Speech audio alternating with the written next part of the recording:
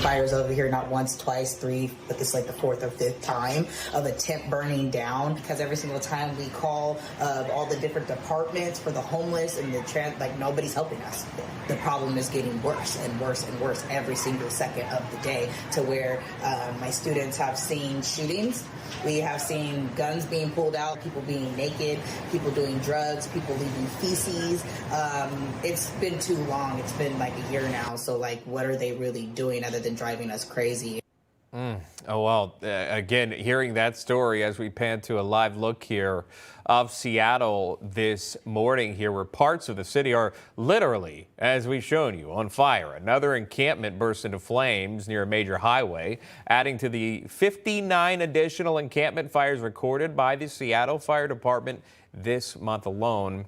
And it's all reportedly near a school. You even heard there a witness account there. Jonathan Choe is a senior fellow and journalist at the Discovery Institute. Ari Hoffman is a writer for the Post Millennial and a radio host in Seattle. Gentlemen, thank you so much for coming on. So, Jonathan, if I could start with you, I know that was your report.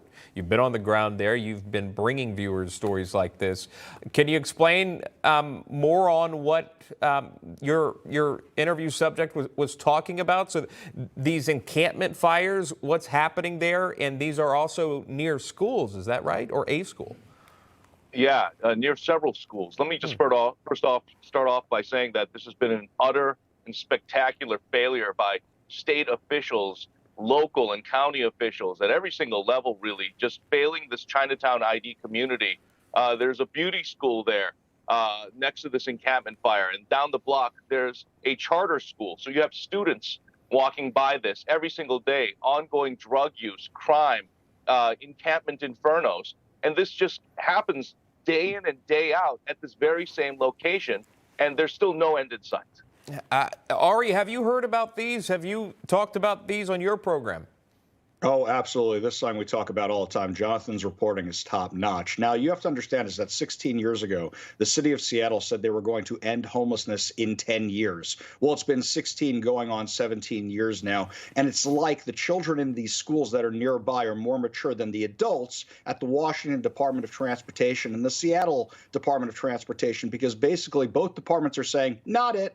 We don't want to deal with it. We want nothing to deal with it. Meanwhile, the governor, who's been in office for 11 years, says now he wants to focus on dealing with homeless and can't get this off the property he's technically responsible for. So they want us to give billions of dollars to the people who haven't been able to deal with our money responsibly so far in order to solve this. And the problem is only getting worse by the day. Let's not forget that for over a year, you had an encampment on a Seattle public school property in a different part of Seattle where you had shootings, where you had assaults, where kids saw just as much as they're seeing at this place, and the city and the school board did nothing about it.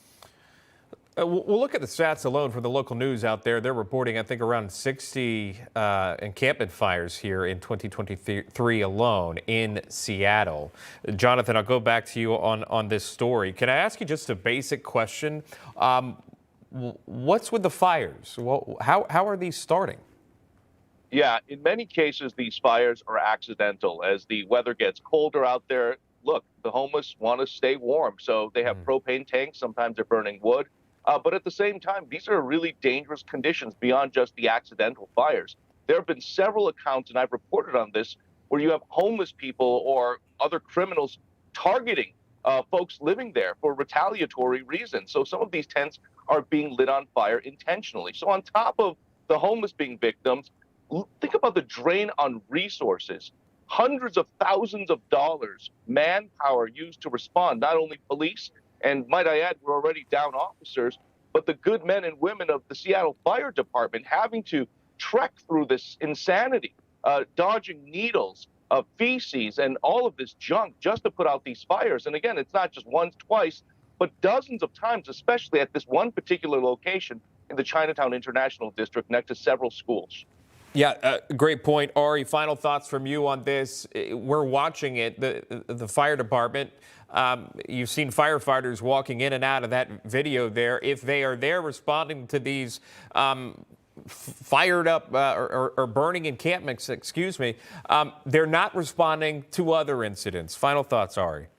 We don't have enough firefighters as it is. So many of them were fired because of the vax mandate. We don't have enough of them around, and they're spending their time dealing with this. And they don't have enough to cover events. I mean, on game days here in Seattle, when they need people stationed down by the station, they are browning out certain units of the fire department. They don't have enough people as it is. And this is how they're spending their time. Never mind the risk from the fentanyl fires from meth labs that you have in some of these encampments. All right, we'll continue to follow that story because that story continues as we watch this play out throughout the year of 2023. Jonathan Choe joining us live with his report. Ari Hoffman as well. Thank you. Thank you.